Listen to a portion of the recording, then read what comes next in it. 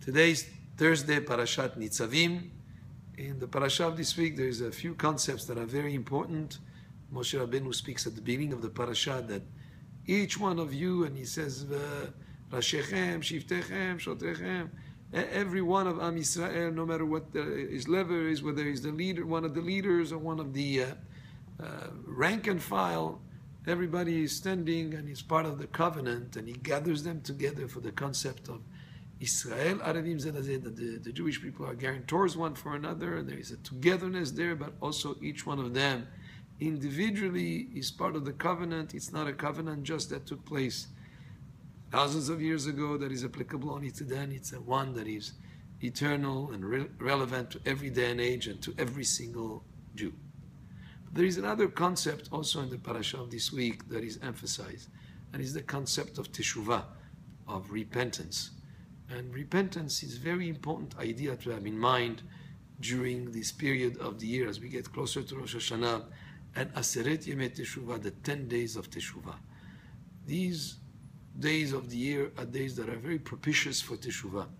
And Teshuvah is really, as we've said before, is a gift from Hashem that He enabled us to change the past. We think that once something happened in the past, that's it, it's done. There's nothing you can do about it. It's past, it's gone. If a person did wrong in the past, that's it. It's doomed to never be changed. No, that's not true. When a person does teshuvah, he's able and empowered to change something that happened in the past.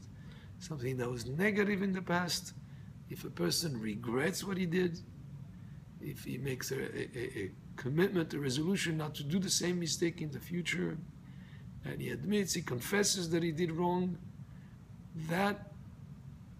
those steps that he took, the teshuvah that he did, changed whatever was in the past, something negative, change into, if he did teshuvah mir'ah, out of fear, change to something as if he was inadvertent. He's not to be held responsible for it. He did teshuvah now. Or if he did teshuvah out of love, then it turns even into a merit.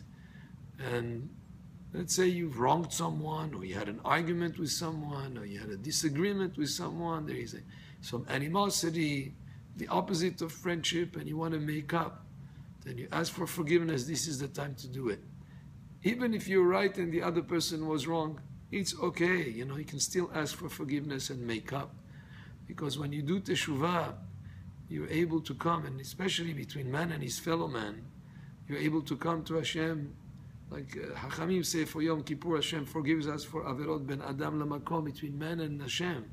But Averot between man and his fellow man, that he has to first make up, to right the wrong, to do teshuvah, and then you'll be treated by Hashem also leniently because he's already forgiven, he's asked for forgiveness.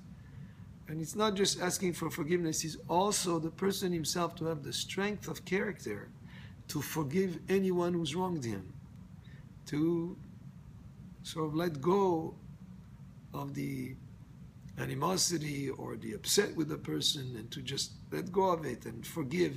We have a lot more to gain. Now, what happens if a person that somebody had a disagreement with, and it happens sometimes even between members of the family, with friends, that person passed away, you want to ask for forgiveness and you're not able to, he's not here anymore. So what do you do in a case like that? Well, if there's anything that you can correct that you wronged him, then you can, let's say you owe him some money, then you can give it to his heirs, you can give it to his family. Let's say it was something that it was an affront to him, you offended him, you can ask for mechila at his grave. And this is what Hachamim recommend. You would bring a minyan of 10 people and ask, the spirits are still aware of what's going on, and by asking forgiveness, this is a way, again, where you can change something that happened in the past and correct something that happened in the past. So as we come close to the end of the year, this is the time to think of whatever we need to do to correct what was in the past. Even if we did wrong, we can do teshuvah. We can do teshuvah, we can correct it and change it from something negative into something that is positive. Baruch Adonai le'olam, amen ve'amen.